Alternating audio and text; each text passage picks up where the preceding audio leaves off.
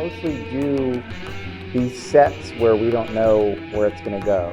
Half repertoire, half totally improvised. Sometimes it ends up being completely improvised, sometimes we slip some tunes in. Ben and I both come from traditions where there's a really healthy balance between fixed compositions and sort of a lot of material where the parameters are agreed upon and they're maybe more strict than other times.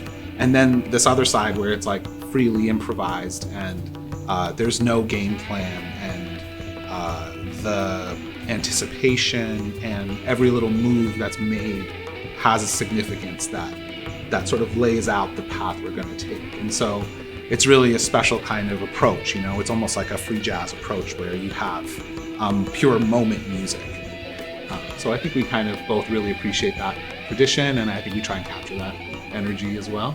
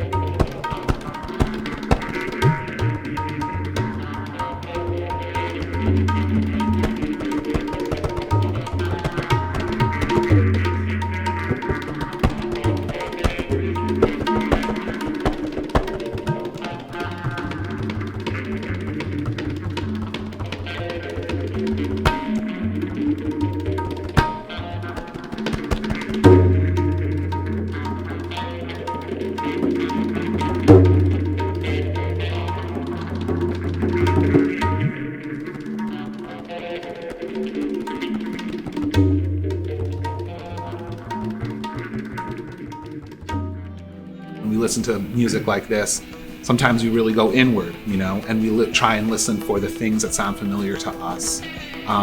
But I think in the spirit of like someone like Sun Ra, you know, like explore that other side and go into the unknown, go into the outer space.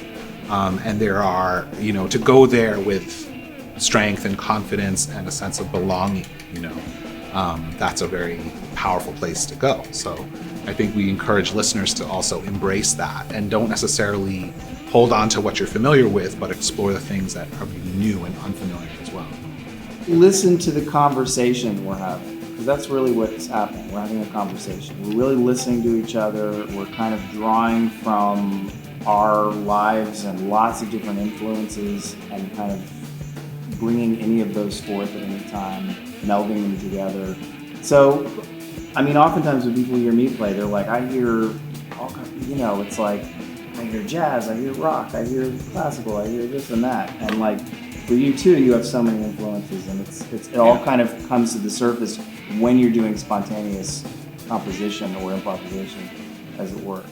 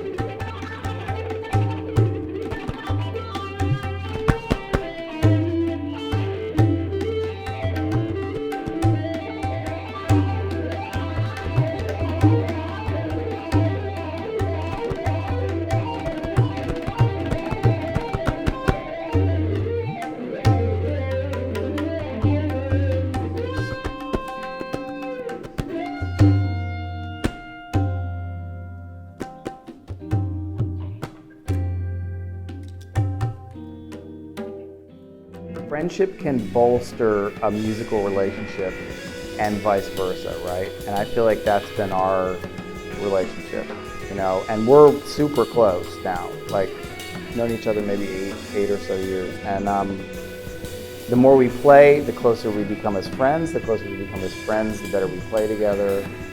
And there's a trust, when you play improvised music, there's an inherent trust and in taking risks together, and it's a very vulnerable place at times, And we've also shared lots of vulnerable personal things as friends. So we're doing that musically and as friends.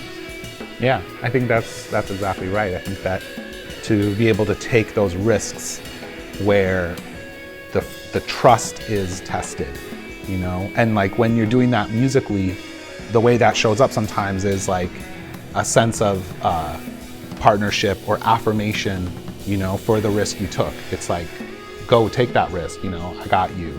And that oftentimes it bears more fruit when people are friends. And I think that when people trust each other off the bandstand and they grow in a way that they know each other really well, all that stuff makes the music thrive more. And I think in this project you hear that, and I think there's some projects that I've listened to which are decades old, and that has a special quality to it, to hear those groups that have played together for years. And those relationships are complex, It's almost like we're lucky that everyone's friends for that period of time and they were able to make that great music for that period of time. So it's like anything else in life, it's special and it's worth acknowledging and appreciating when the music and the friendship and the group is happening in this beautiful way that bears amazing musical fruit, to really say thanks for that.